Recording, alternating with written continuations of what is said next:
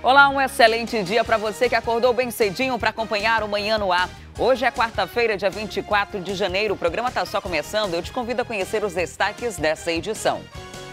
O julgamento que vai parar o Brasil. O Tribunal Regional Federal analisa hoje o recurso que pode colocar o ex-presidente Lula na cadeia. E ainda, Sindicato dos Rodoviários ameaça greve geral dos ônibus em 10 dias. Se o prefeito chamar as empresas e cumprir o que ele havia nos prometido no início de 2017, isso aí deixaria a categoria satisfeita. Aqui no estúdio, o assunto é violência contra o idoso. 36 casos são registrados por dia em Manaus. E a polícia apreende quase 3 quilos de drogas e celulares que seriam levados para a unidade prisional do Puraquequara.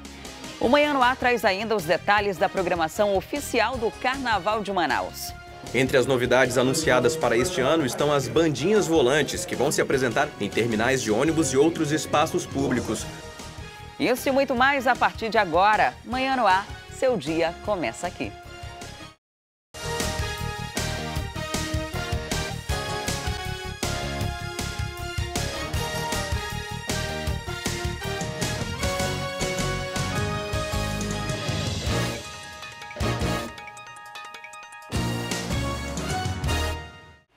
Olá, são 6h03, nós estamos ao vivo e você pode participar do Manhã no Ar com a gente. É muito simples, manda para cá sua sugestão de reportagem, denúncia e flagrante. É só entrar na nossa página no Facebook e interagir com a gente por lá.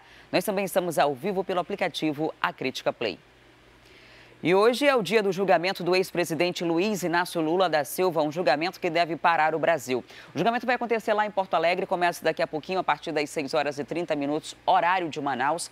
E o tribunal vai julgar o recurso do ex-presidente contra a condenação que o levou à prisão de 9 anos e 6 meses. Esse caso, ele está respondendo em liberdade e hoje o tribunal vai avaliar se ele vai ser preso ou não. Isso tem todo um desdobramento. A acusação é daquele caso do triplex lá do Guarujá, no litoral de São Paulo, e de acordo com o juiz Sérgio Moro, que deu a condenação, o Lula teria ocultado a posse desse imóvel e cometido o crime de corrupção passiva e também, e por conta disso, deveria ser preso a 9 anos e 6 meses. Ele entrou com esse recurso que vai ser analisado por 3 desembargadores do TRF, lá da 4ª região, em Porto Alegre. A gente vai trazer os detalhes desse julgamento que tem um peso muito significativo, principalmente no processo eleitoral. Nós estamos em um ano de eleição e isso pode mudar bastante todo esse cenário, porque se condenado, Lula pode não disputar a eleição devido à lei da ficha limpa, que determina que uma pessoa que seja condenada por um colegiado, um conjunto de juízes, não poderia disputar uma eleição. Ainda assim, dependendo de como for essa condenação, ele pode recorrer ao próprio Tribunal Regional Federal da 4ª região, pode recorrer a instâncias superiores e pode disputar mesmo com a condenação com uma candidatura sob júdice. E aí os votos dele não seriam computados numa possível eleição presidenciável até que o processo seja finalizado, né? Se for mantida a condenação, os votos são ignorados, são irrelevantes. Se ele for absolvido, os votos que ele pode ter na urna serão computados normalmente. A gente vai trazer todos esses detalhes, a movimentação em Porto Alegre, os movimentos pró e contra Lula e o que os especialistas dizem sobre esse julgamento que deve parar o Brasil inteiro hoje. E 3 kitnets foram furtadas no bairro União da Vitória. Uma das casas era de um policial e os criminosos levaram até a farda dele, que agora pode ser usada em outros assaltos. Esse daqui é um conjunto de kitnets que fica no bairro União da Vitória. No último domingo, pelo menos 3 dessas unidades foram furtadas. A proprietária desse kitnet aqui, né, que morava aqui alugado, disse que saiu de casa por volta de 1h30 da tarde. A vizinha do primeiro kitnet voltou por volta de 2 horas. Então, isso significa que esse foi um roubo muito rápido. Daqui, eles levaram um aparelho de som desse primeiro cômodo e depois entraram no quarto dela para levar tudo aquilo que eles podiam. Aqui, para vocês terem uma ideia, tinha uma televisão, tinha algumas bonecas, alguns brinquedos, né, da filha do casal, e eles deixaram o armário desse jeito que vocês estão vendo aqui. Levaram daqui roupas, levaram também lençóis, deixaram a cama revirada, deixaram uma verdadeira bagunça aqui no apartamento dela. Do apartamento do lado, né, do kitnet do lado, que era de um policial, foi um pouquinho mais grave. Eles levaram fardamento, levaram também alguns objetos pessoais que podem, inclusive, ser usados em assaltos. Os vizinhos afirmam que viram um carro passando aqui várias vezes, um carro prateado, e que esse carro passou um tempo parado na rua. Provavelmente foi o carro utilizado por esse grupo para que eles pudessem fazer esse furto. A Érica é a moradora daqui, vai contar pra gente. Érica, foi tudo muito rápido, né? Porque vocês tinham saído, mas voltaram rápido também. Minutos. A gente saiu daqui 1h35, quando a vizinha subiu, 2 e pouco já estava tudo arrombado. Vocês acreditam que eles utilizaram algum tipo de chave? Porque entraram em pelo menos 3 kitnets, né? Nas 3 kitnets. As outras 2 eles não entraram. Eu acho que isso foi ou alguém que já tinha dado, né, a fita, como eles dizem, fita dada, né? E viu, não, vamos lá assaltar. Ainda levaram o meu rancho, levaram o meu fardo de arroz, deixaram apenas um. Isso então a gente conhecida, porque para deixar um arroz... Olha, gente, é realmente uma pena muito grande, porque, assim, são pessoas simples que têm as coisas levadas, coisas que muitas vezes a gente adquire com muita dificuldade, né? A Érica, assim como os outros vizinhos, vão registrar o boletim de ocorrência. A gente faz questão de alertar que esse boletim é muito importante, principalmente para que a polícia possa identificar caso algum assaltante seja preso. E se alguém tiver alguma notícia, né, de bens como esse que eu citei sendo vendidos ou sendo repassados, avisem a polícia, porque essa também pode ser uma pista importante. E a gente tem informação de trânsito para você que acompanha o Manhã no Ar. Essas imagens são feitas agora ao vivo pelo nosso drone na Avenida André Araújo. Essa é a esquina ali da Suzan, em saída do bairro de Petrópolis, e no sentido próximo a Gabriel Gonçalves. Bem no sinal, aconteceu um acidente na madrugada. Por volta de 4 horas, mais ou menos, quando passei por aí, esse carro já estava capotado aí no sinal. Isso leva um engarrafamento no André Araújo, no sentido da Cefaz, no sentido centro da cidade. Tem o tempo semafórico, né? Esses veículos estão parados aí por conta do semáforo. A gente está se aproximando agora. O veículo atingiu uma árvore do canteiro central. Essa árvore quebrou e, inclusive, parte dela estava sendo utilizada para sinalização. Já foi retirado e desde a madrugada esse senhor que está ali no celular está também ao lado desse veículo e a gente não tem informação de feridos desse acidente. Mas o fato é que o veículo precisa ser retirado, já está aí há pelo menos 2 horas e o trânsito começa a se complicar, principalmente para quem sai do Complexo Viário Gilberto Mestrinho. Olha só a extensão aí da Avenida André Araújo, como o trânsito está complicado, né? Porque quando chega no sinal, a gente tem um afunilamento. Nosso drone está sendo operado pelo Jefferson Salles, é isso? Jefferson, vamos passear aqui na André Araújo para a gente verificar até onde vai esse engarrafamento. A gente vai ao longo de toda a avenida, né, do Complexo Viário Gilberto Mestrinho até a Gabriel Gonçalves, ali próximo à esquina da Suzan, da Secretaria de Saúde, na Avenida André Araújo, trânsito lento. E isso com certeza vai surtir um efeito ali no Complexo Viário e atingindo Efigênio Salles, Alameda Cosmo Ferreira e Rodrigo Otávio. E olha só esse caso. O morador do bairro São Francisco teve a roda do carro furtada em frente à casa dele. A ação dos suspeitos durou menos de 30 minutos. A vítima diz que quem vive por lá se sente inseguro e pede a ajuda do poder público. Imagine a seguinte situação. 7 horas da manhã, você está em casa se arrumando para o trabalho.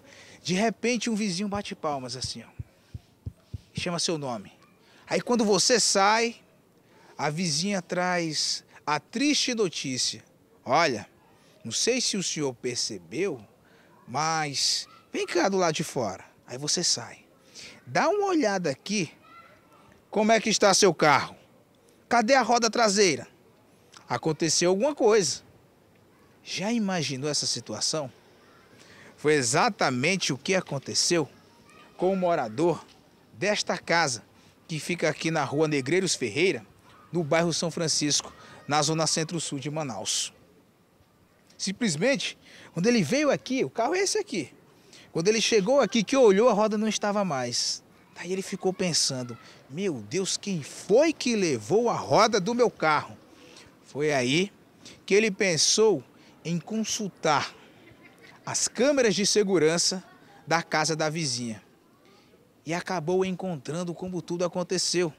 Durante a madrugada do último dia 12, os criminosos pararam com o carro aqui, um deles desceu e simplesmente levou a roda. Agora uma nova roda já está no lugar. Tá tudo tranquilo e favorável, só que não. O jovem de 28 anos teve prejuízo. Ele relata como é que foi o momento da triste surpresa e também sobre a insegurança aqui do bairro. Parou um carro com 3 meliantes, né? Um de camisa branca, de boné, foi para o canto da rua, visualizar se vem alguém dos dois lados da rua que corta, que é a rua Tito Bittencourt, e os outros 2 meliantes que retiraram a roda do meu carro, e foi em torno de praticamente 2 minutos e meio, 2 minutos. A gente já não se sente mais seguro, já, inclusive aqui na nossa rua, no nosso bairro, os fatos eles estão acontecendo constantemente, né? Em nota, a Polícia Militar informou que a área mencionada na reportagem recebe patrulhamento regular da 3ª SICOM com policiamento ostensivo, preventivo, empregando viaturas de 2 ou 4 rodas e também policiamento a pé diuturnamente. A 3ª SICOM está à disposição da comunidade. Além do número 190, eles disponibilizaram 98842 1549. E um mototaxista teve a moto e objetos pessoais levados por assaltantes. Ele aceitou uma corrida solicitada por uma mulher que pediu para ser levada até o bairro Monte das Oliveiras. Ao chegar no local, o homem percebeu que tinha sido vítima de uma armadilha. Dia 20 de janeiro, sábado, 5h37 da tarde. Neste local está acontecendo um assalto. Segundo a vítima, o homem que aparece manobrando a moto é um dos assaltantes. Logo depois é possível ver o comparsa dele. Em seguida, aparece a vítima fugindo. Ainda há uma terceira pessoa envolvida, a passageira que serviu como isca e levou o mototaxista até o local do crime. O mototaxista pegou a passageira na Avenida Samaúma, lá no bairro Nova Cidade, na zona norte de Manaus. O destino era esse aqui, a Rua Maracujá, no bairro Monte das Oliveiras. Para o mototaxista, essa deveria ser mais uma corrida no dia. Mas, na verdade, era uma armadilha que esses profissionais estão sendo atraídos cada vez mais. Quando eles chegaram exatamente neste ponto, a passageira chamou os comparsas que estavam sentados do outro lado da rua. Ela se referiu a um deles como amor, vem pagar a corrida. Mas quando chegaram aqui, eles anunciaram o assalto. E é a própria vítima que faz o relato do crime. E não deu para mim fazer nada, né? Os dois chegaram e puxaram a faca. Um do lado dizendo que me dá o alarme, isso aqui é um assalto. E me dá o alarme, eu só fiz levantar a mão e... Graças a Deus não reagi nada e falou, desci da moto e mandaram deitar no chão e pegaram tudo meu. Celular, carteira e toda a renda que eu tinha feito durante o dia de trabalho. Durante todo o assalto, a vítima foi mantida de costas aqui, deitado no chão. E durante todo esse período, segundo a vítima, a mulher que era passageira se transformou em criminosa e aqui ameaçava a vítima com uma faca. O que os suspeitos não desconfiavam é que parte dessa ação seria registrada por aquela câmera de vigilância, que fica ali um pouco escondida atrás do poste. E foram essas imagens, inclusive, que registraram o momento em que a vítima conseguiu sair correndo daqui e fugir dos criminosos. Na hora que ele faz a curva da moto, eu já saio correndo para pedir ajuda a um senhor que eu vi ali na frente ali. Que o senhor viu, mas ele entrou, né? Ele estava sozinho. Foi na hora que eu vi assim que dava para mim correr, eu corri. Na hora que eu vi que os 3 estavam em cima da moto, saíram os 3 em cima da moto. O caso foi registrado na delegacia especializada em roubos e furtos de veículos. Se você tiver qualquer informação que leve a polícia a encontrar a moto, que é uma moto Honda modelo Bros, ano 2014 e placas NOQ 8101, denuncie para a polícia. Afinal, esse veículo é o meio de vida dessa vítima, desse rapaz que precisa da moto para poder trabalhar. E 2 homens foram presos suspeitos de fazer arrastões em paradas de ônibus no bairro Nova Cidade. No momento do crime, um deles foi baleado por uma pessoa não identificada que viu o assalto e disparou. Os policiais estavam em um patrulhamento de rotina aqui na Avenida Margarita, que fica no bairro Nova Cidade, quando avistaram um homem aparentemente nervoso.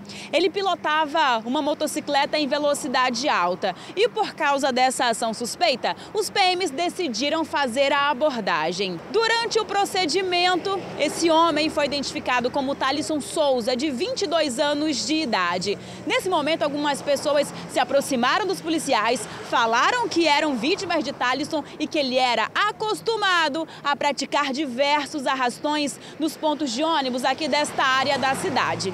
Quando ele estava sendo colocado dentro da viatura, outras pessoas se aproximaram e contaram que o último arrastão tinha acontecido minutos antes da abordagem. Essas vítimas relataram a seguinte versão: quando Thalisson e um comparsa que estava na garupa da moto estavam recolhendo todos os itens, passou um homem não identificado, um justiceiro, viu a cena e disparou um tiro contra o comparsa desse criminoso. Os policiais foram até o local desse crime e identificaram esse comparsa como Gigreldson Guedes, de 21 anos de idade. Os policiais apreenderam uma simulacro que simula uma pistola. Ele foi atendido e foi levado até o pronto-socorro Platão Araújo e não corre risco de morte. Thalisson foi encaminhado ao 15º Distrito Integrado de Polícia, onde o caso foi registrado.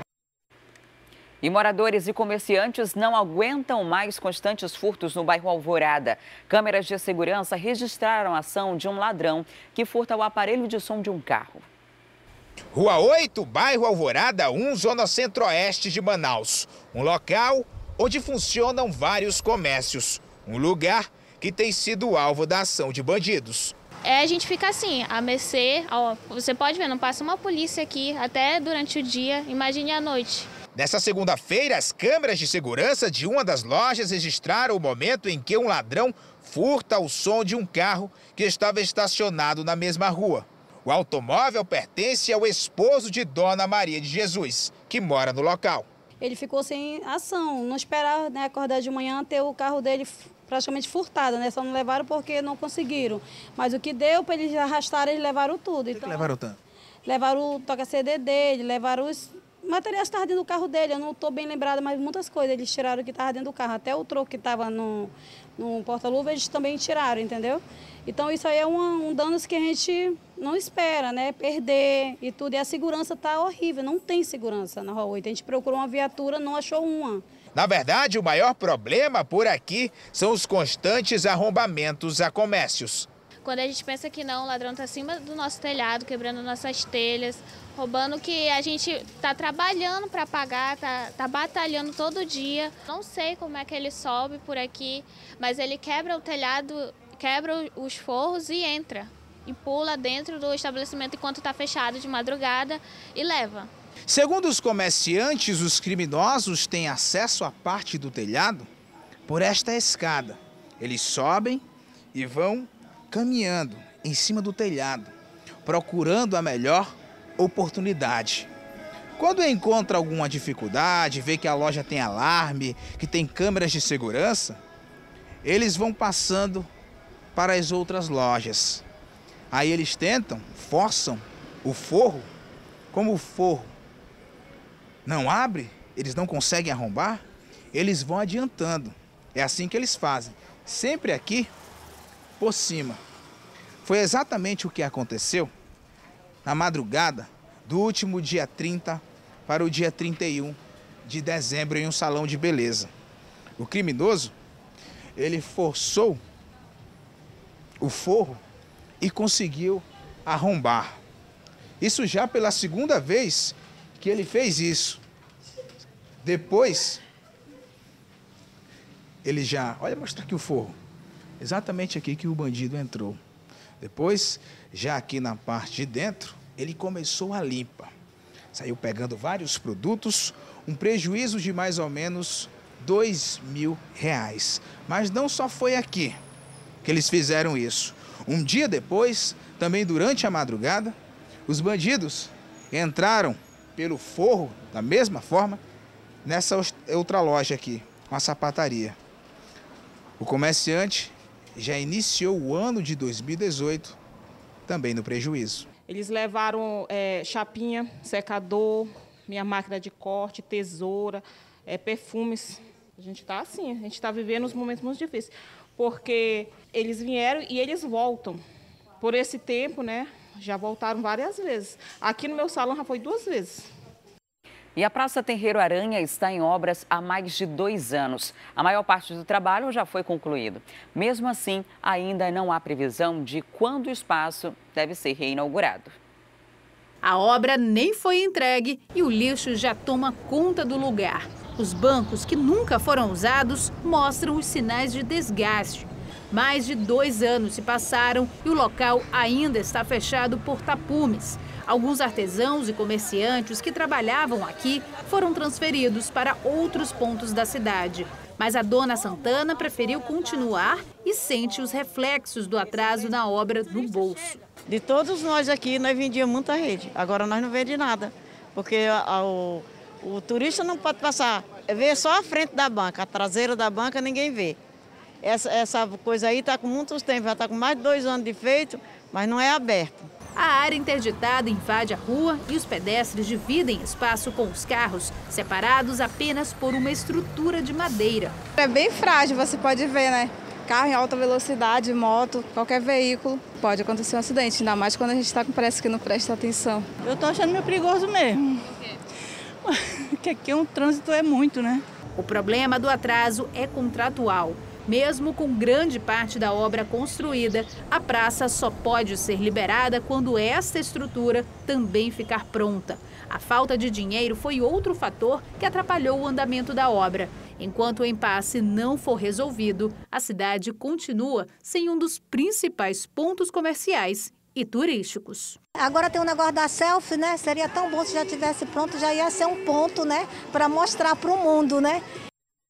E a gente não tem uma resposta, né, de qual o problema aí, em quanto tempo deve ser solucionado pela prefeitura. E com o mês de inauguração, o shopping Felipe Dal, conhecido como T4 na Zona Leste, ainda não tem aquela movimentação esperada. E por causa desse problema, boa parte dos permissionários quer voltar ou já está nas ruas. Nos corredores do shopping Felipe Dal, boxes fechados e pouca movimentação. Aqui, a loja da Dona Luísa é a única em funcionamento. Trabalhava na rua fazia 13 anos, aí eu saí e vim pra cá, né? No dia da inauguração, só que tá devagar, né? Das 719 lojas, apenas 10% estão abertas. O motivo, segundo os permissionários, é que a prefeitura prometeu um financiamento entre 5 e 10 mil reais, que até agora não foi liberado. Porque a gente já estava há muito tempo fora do mercado, uns 5 anos, 4, eu já ia fazer 4. Então eu tive que me virar de outra forma para arranjar dinheiro para poder colocar na loja. Teve gente que não teve essa oportunidade, não tem realmente dinheiro para colocar. Este seria também o motivo de muitos permissionários terem voltado às ruas do centro para tentar recuperar o lucro. Já tem uma reunião marcada com o sindicato e a Subsem, com o subsecretário, para a gente tentar remover, tentar conter essa evasão em massa que está acontecendo, para que a gente possa deixar que aquele shopping possa ser cada vez mais ter sucesso, porque é uma obra muito grande, muito dinheiro investido para que a gente não possa dar resultado para a população. A ideia é boa, né? A ideia de tirar os comerciantes das ruas, dar uma condição digna de trabalho, ofertar boxes padronizados, banheiros, segurança, mas infelizmente ainda não tem público e nem há estratégia para atrair esse público. Tanto que apenas 10% das lojas estão abertas e a gente vê aí essa imensidão com uma fortuna investida e totalmente vazio. Não tem como comerciante manter uma família nessas condições. Nós solicitamos informações da Prefeitura sobre a demora na liberação dos financiamentos para os camelôs do Shopping T4, mas não tivemos uma resposta até esse momento. E o Sindicato dos Rodoviários ameaça greve geral dos ônibus em 10 dias, porque, segundo a categoria, acordos firmados com a Prefeitura e os empresários não foram cumpridos. Um deles é quanto ao reajuste salarial da categoria, que não ocorre há 2 anos. Segundo a categoria, eles estão há 2 anos sem reajuste salarial. O presidente do sindicato diz que o que foi acordado no ano passado com a Prefeitura de Manaus não foi cumprido. Por isso, deram um prazo de 10 dias para que haja um novo diálogo. Se o prefeito chamar as empresas e cumprir o que ele havia nos prometido no início de 2017, que ia viabilizar um acordo com o equilíbrio do sistema para garantir nosso reajuste de pelo menos 7%, isso aí deixaria a categoria satisfeita, com certeza. E o que se deve é impagável. São mais de 100 milhões em FGTS, INSS. Sobre a dívida judicial ajuizada, que chega a quase 3 milhões de reais por paralisações e greves não informadas com antecedência, o sindicato diz que até agora não pagou porque ainda não foram julgadas. Para o sindicato, que representa os empresários do transporte coletivo, o Sinetran, parte da dívida já foi discutida. O diretor jurídico afirmou ainda que mantém um diálogo constante com os rodoviários e que não é possível haver uma paralisação total da frota nos próximos dias. E o Tribunal do Trabalho estabeleceu que as paralisações aqui não podem superar 30% da frota, ou seja, 70% da frota tem que operar sempre, mesmo que haja greve, porque transporte é um serviço essencial. Nossa equipe entrou em contato com a Prefeitura de Manaus para saber sobre as reivindicações feitas pelo sindicato e também sobre a possível paralisação, mas mais uma vez a Prefeitura não respondeu. E os bons motoristas amazonenses estão correndo à Cefaz para pedir desconto no IPVA 2018. Quem não acumulou multas nos últimos anos pode pedir esse abatimento no imposto. O benefício existe desde 2015, mas só agora caiu na boca do povo. Em 2017, 700 donos de veículos solicitaram um desconto especial à Secretaria de Fazenda. Este ano, só em janeiro, já passam de 400 pedidos. Motoristas que não foram multados nos últimos anos podem conseguir de 10% a 20% de desconto no IPVA, fora o desconto para quem pagar antecipado. É um desconto maravilhoso, até porque tanto imposto que a gente paga e nesse desconto a gente retorna um pouquinho o que a gente vai pagar, né? Porque a gente paga demais impostos e não tem retorno. Para solicitar o desconto, é preciso ir até a Cefaz com documentos pessoais, incluindo CNH, registro do veículo e comprovante de residência, além da certidão de nada consta obtida nos sites do Manaus Trans, Detran e Polícia Rodoviária Federal, e pagar uma taxa de R$ 2,50. A análise do pedido sai em até 10 dias e 98% deles são aprovados. Em 2017, o governo arrecadou 268 milhões de reais com o IPVA e deixou de receber outros 83 milhões dos inadimplentes. A Cefaz lembra que os devedores de 2012, 13 e 14 podem a qualquer momento ser incluídos na dívida ativa do Estado e o prejuízo será ainda maior. Além do imposto normal, vai ser acrescido da multa.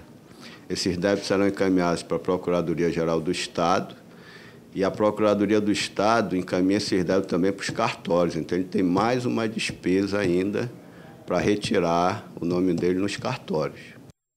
Para facilitar a vida de quem vai tentar esse desconto, primeiro você vai lá no site do Detran, depois vai no site do Manaus Trans, consegue essa certidão de nada consta, imprime, junta com os documentos pessoais e vai até a Cefaz fazer essa solicitação. Esse desconto pode ser de 10% a 20%, levando em consideração os últimos anos. Se você tem 3 anos sem multa, consegue os 20%. Ainda tem outro detalhe, se você resolver pagar em cota única, você ganha um desconto de 10%. Então, o desconto do seu IPVA esse ano, para o bom motorista, o bom condutor que não tem multas e está com disposição ou tem dinheiro em conta para pagar à vista, você ainda consegue um desconto de 30% e, claro, isso faz toda a diferença no comecinho de ano.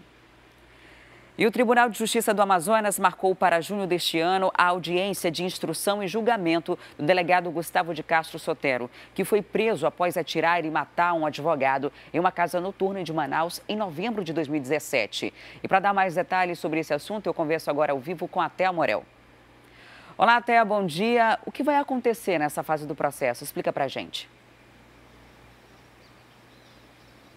Bom dia, Adriane. Bom dia a todos. Olha só, nessa fase do processo, depois que é fechado o inquérito por parte da Polícia Civil e que esse inquérito é encaminhado para o Ministério Público do Estado do Amazonas, o Ministério Público decide ou não se oferece a denúncia. E foi oferecida a denúncia contra o delegado Gustavo Sotero por homicídio triplamente qualificado para a Justiça amazonense. Essa denúncia foi recebida pela juíza Mirza Thelma em dezembro do ano passado e agora essas audiências estão marcadas para junho. Nessas audiências vai ser a vez do Tribunal de Justiça do Amazonas, ouvir todas as testemunhas envolvidas no caso. As pessoas que estavam presentes na casa noturna, o próprio delegado Gustavo Sotero, a mulher do homem que foi morto, que também foi baleada na mesma ocorrência, enfim, e também as autoridades que investigaram o caso, inclusive os policiais militares, eles podem ser ouvidos também, aqueles que atenderam prioritariamente o caso e que acompanharam aí a chegada, a apresentação do delegado Gustavo Sotero na delegacia de polícia, ainda na mesma noite do ocorrido. A gente tem aí nessas audiências a Justiça fazendo também interrogatórios complementares para conseguir mais informações de todas as pessoas que estavam envolvidas no caso. Além disso, Adriane, no último dia 18 de janeiro, a defesa do delegado Gustavo Sotero pediu que fosse feita uma reconstituição dinâmica dos fatos. Como é que é isso? É quando as pessoas que estavam lá, principalmente as autoridades, os peritos e o próprio delegado, são levados até o local para fazer uma espécie de reconstituição, para que o delegado possa explicar como é que tudo aconteceu. A defesa quer essa reconstituição, provavelmente para tentar mostrar que o delegado agiu porque se sentiu ameaçado de alguma maneira, Ele estava armado dentro da casa noturna e um dos prováveis argumentos do delegado é que ele tenha atirado porque se sentiu ameaçado pelas pessoas, já que essa é uma prerrogativa dos policiais que têm esse direito de andar armado. O fato é que a denúncia que foi oferecida pelo Ministério Público do Estado do Amazonas por homicídio triplamente qualificado, não considera muito essa versão aí do acusado, do suspeito, até porque eles consideram que o motivo do delegado foi fútil, foi um motivo não justificado para ele ter atirado ali dentro de uma casa noturna. O segundo motivo, a segunda qualificação desse homicídio foi o perigo comum, ou seja, ao acertar aí o delegado Wilson Justo, ao atirar na direção do advogado, Wilson Justo, o delegado colocou várias outras pessoas em perigo e também considera que a vítima não teve nenhum tipo de defesa, porque só o delegado estava armado. Então, essas são as 3 qualificações que foram oferecidas na denúncia do Ministério Público do Estado do Amazonas, Essa ocorrência foi no dia 25 de novembro, em uma casa noturna aqui de Manaus. O delegado Gustavo Sotero acabou matando o advogado Wilson Justo, acabou acertando a mulher do advogado com um tiro na perna e também acabou baleando outras 2 pessoas que estavam na casa noturna. Muita gente viu as imagens foram utilizadas também durante a investigação, elas também foram incluídas nesse processo e com certeza a gente aguarda aí essa audiência que está prevista para junho. Se a defesa conseguir a reconstituição dinâmica dos fatos, essa reconstituição de preferência deve acontecer antes dessa data para que quando acontecerem as audiências, que elas devem acontecer no Fórum Enoque Reis, essas audiências elas possam aí já ter acontecido com essa reconstituição dinâmica, com todos os documentos que fazem parte dessa reconstituição incluídos no processo. Adriane. Thea, muito obrigada pelas informações. Até daqui a pouco. E agora a gente vai para Porto Alegre, porque está começando nesse exato momento o julgamento que vai definir aí o futuro político e o futuro da vida do ex-presidente Luiz Inácio Lula da Silva. Essa transmissão é feita pelo canal no YouTube do Tribunal Regional Federal da 4ª Região, lá em Porto Alegre. E o ex-presidente Luiz Inácio Lula da Silva vai ser julgado em segunda instância. 3 desembargadores vão analisar o caso, Se esse caso já houve uma condenação em primeiro grau, que foi a condenação do juiz Sérgio Moro, que definiu no ano passado que Lula iria para a cadeia por uma condenação de corrupção passiva e lavagem de dinheiro daquele caso do triplex do Guarujá, por ter omitido as informações de que teria posse desse imóvel. Com base nisso, houve a condenação e agora há esse caso que está sendo analisado novamente, essa apelação criminal, que vai ser analisada nesse exato momento. Começa agora o julgamento da segunda instância e isso vai definir o futuro, principalmente político, porque caso Lula seja condenado, ele pode entrar na lei da ficha limpa, que determina que uma pessoa condenada por um colegiado, um conjunto de juízes, ele não pode disputar uma eleição. Ainda assim, mesmo condenado, há possibilidade de recurso no próprio TRF da 4ª Região e também em instâncias superiores. E Lula, se tiver interesse de ainda assim disputar a eleição, pode conseguir o direito de disputar sob júdice. Os votos não seriam computados. Enfim, todo o desdobramento a gente vai acompanhar ao longo do dia, porque varia muito. Se for uma condenação por unanimidade ou se não for, enfim, a gente vai trazer os detalhes ao longo do dia. E o resultado desse julgamento pode interferir nos planos dele de disputar a presidência da República, por conta do que eu expliquei ainda há pouco, da lei da ficha limpa, né, que determina aí o futuro político. Afinal de contas, 2018 é um ano eleitoral e a gente tem uma reportagem sobre esse assunto. Um julgamento para marcar a história do Poder Judiciário no Brasil. Essa é a avaliação de especialistas sobre a sessão marcada para amanhã de quarta-feira no Tribunal Regional Federal da 4ª Região, em Porto Alegre. Esquema especial de segurança e os olhos do mundo atentos ao destino de Luiz Inácio Lula da Silva. 3 desembargadores têm a missão de julgar o recurso que pede a absolvição do ex-presidente. Ele foi condenado em primeira instância pelo juiz Sérgio Moro por receber como propina um apartamento de 3 andares de frente para o mar no litoral paulista. Em Manaus, o Partido dos Trabalhadores promete reunir manifestantes em frente ao TRF, na Avenida André Araújo. No nosso entendimento, só tem um resultado justo, é a absolvição de Lula, porque nós não temos dúvida de que não tem elementos, não tem prova para que o Lula seja preso. O presidente da Comissão de Ética da Ordem dos Advogados explica que o ex-presidente já foi condenado e que a decisão agora é para manter a condenação ou acatar a absolvição. O processo não deve terminar nesta quarta, porque ainda cabe recurso em outras instâncias federais.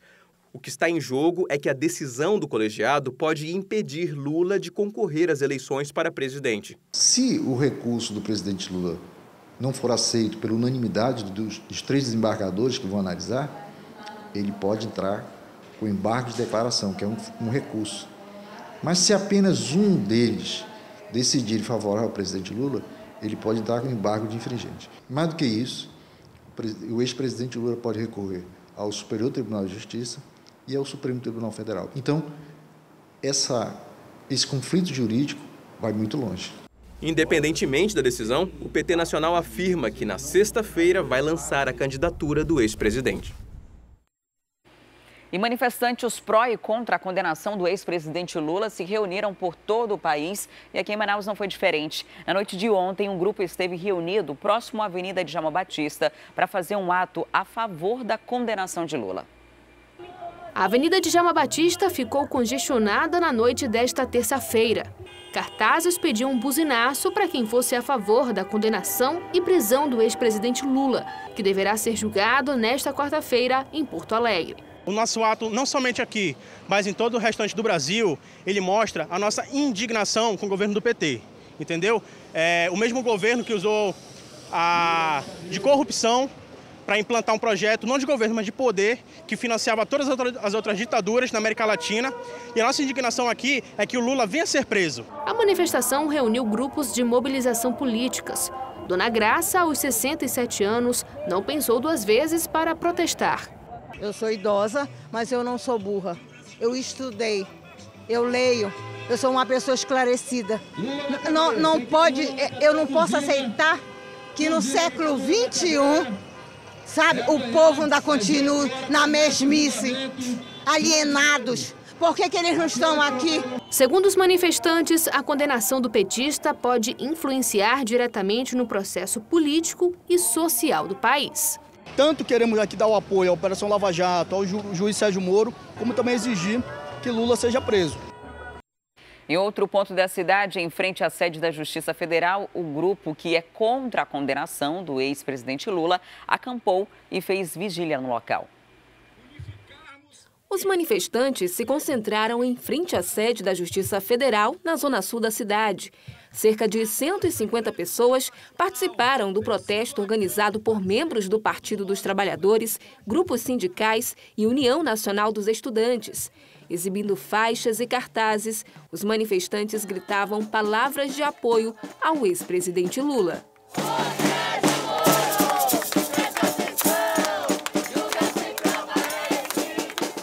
Aqui veio grupos do movimento social no sentido de prestar solidariedade ao presidente Lula, porque, no nosso entendimento, condenar sem prova é crime, isso que é crime.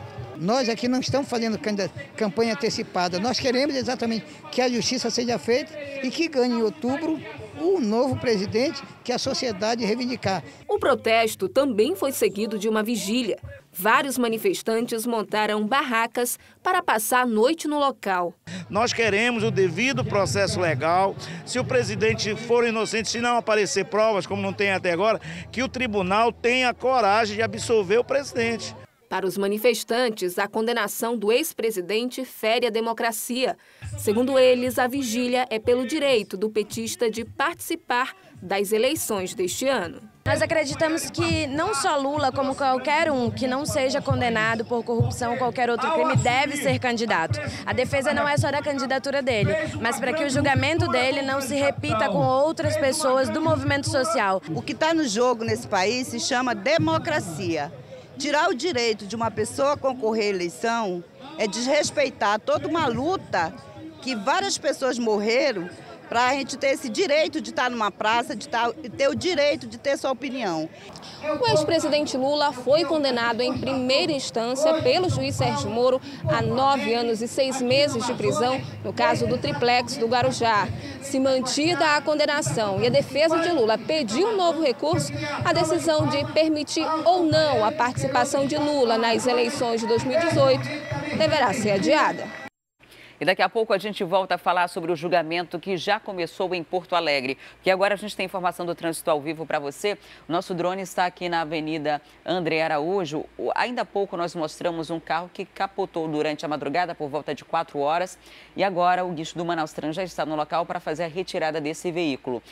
Os trabalhos estão sendo feitos nesse exato momento. Jefferson, vamos subir um pouquinho a imagem para a gente mostrar o trânsito na Avenida André Araújo, que deve estar bastante complicado. Esse acidente aconteceu ali próximo a Gabriel Gonçalves e a saída ali do Petrópolis, ao lado da Suzan. E olha só a extensão da Avenida André Araújo, como está engarrafada. E esse reflexo vai até o complexo viário Gilberto Mestrinho, né? Onde as outras ruas também que dão acesso a esse complexo também são atingidas. André Araújo bastante engarrafada por conta desse acidente. O veículo vai ser retirado agora, daqui a pouquinho a gente já deve ter uma normalização desse trânsito nessa área da cidade, porque o único problema mesmo era esse veículo. A gente não tem informações sobre feridos nesse acidente. E agora vamos à FM O Dia, onde Cleiton Pascarelli está ao vivo e tem informações para a gente. Olá, Cleiton, bom dia. No Manhã no Ar, para a gente falar sobre várias questões. Olá, Cleiton, bom dia. Vocês estavam falando aí sobre o julgamento do Lula, aqui também a gente está falando, porque esse é o assunto que vai parar o Brasil, que já parou, né? Porque ainda há pouco a gente mostrou aqui o link do julgamento que já começou. Julgamento que vai definir se mantém ou não a condenação de quase 10 anos de prisão. O que os especialistas que vocês conversaram dizem a respeito disso, Cleiton? Olha, Adriane, todos dizem primeiramente que é uma questão histórica e, por isso, não tem como avaliar exatamente qual o principal destino de hoje. Tudo é muito diferente, né, do que está acontecendo. Não é uma questão de impeachment, por exemplo, que o Brasil já passou por 2, né? É uma questão delicada, inclusive, tanto para o âmbito jurídico, quanto para o âmbito econômico, quanto para o âmbito político.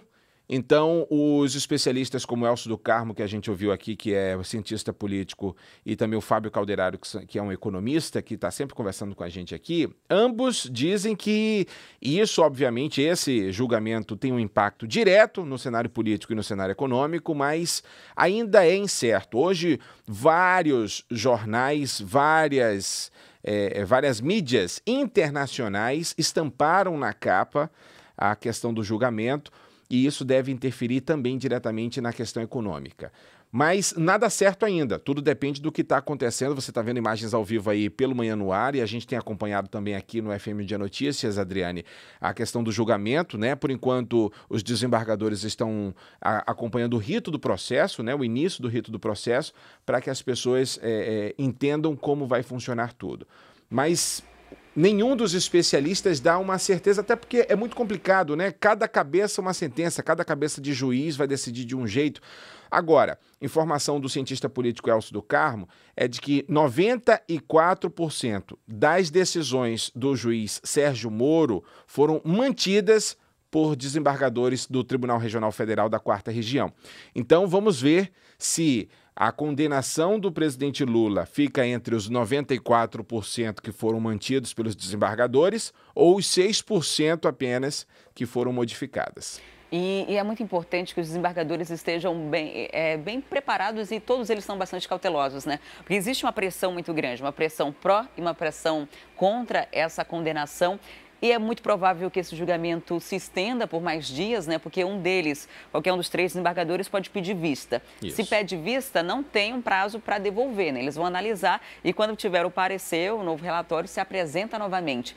E aí isso vai se estendendo. Há a possibilidade de recurso em caso da manutenção da condenação para o próprio TRF da 4ª Região e também para instâncias superiores. O fato é que a questão política é que a gente começa a ter um desdobramento, um desenho do que vai ser a eleição do ano que vem. Os adversários de Lula, todos, estão na expectativa de que ele seja condenado, porque aí é menos um para se preocupar durante a campanha eleitoral. Porque mesmo com a condenação em primeira instância, mesmo com todas as denúncias e toda a Operação Lava Jato, as pesquisas ainda apontam Luiz Inácio Lula da Silva como o favorito, né, para as eleições presidenciáveis. Exatamente. Só retificando aí, a eleição ocorre esse ano, né? Isso mesmo. E é justamente esse o X da questão.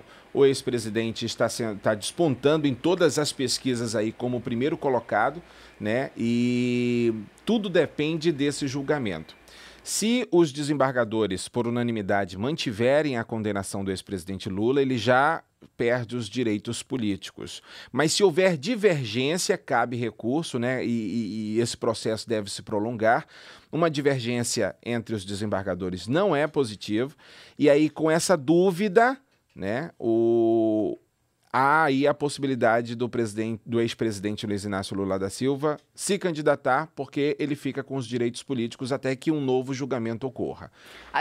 A gente vai ficar acompanhando, né, para ver o que vai acontecer ao longo do dia. A transmissão está acontecendo ao vivo também pela internet. O Brasil todo tem interesse nisso, porque não muda só a vida do Lula, muda a vida da população brasileira, né? Porque é um cenário político e um cenário econômico.